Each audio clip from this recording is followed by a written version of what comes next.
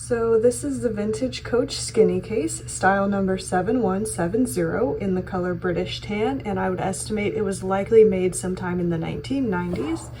So this is a great little case.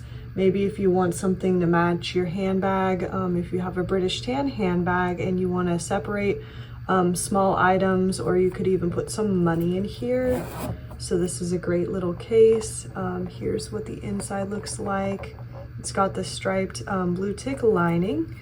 It's got a zip closure up top as well, as you can see, and it's got the little Coach cartouche stamped here on the bottom corner.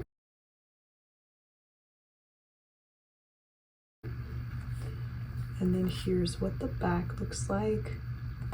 So like I mentioned, this is a great little case, especially if you want something to match your British tan handbag. And this bag is available now in our online store. So if you are interested in checking it out further, I will leave the link below. And also if you're interested in signing up for our mailing list, the link will be below. You can sign up via email to stay updated with our new arrivals or any announcements within the shop. But otherwise, thanks for watching, take care, and we'll see you next time.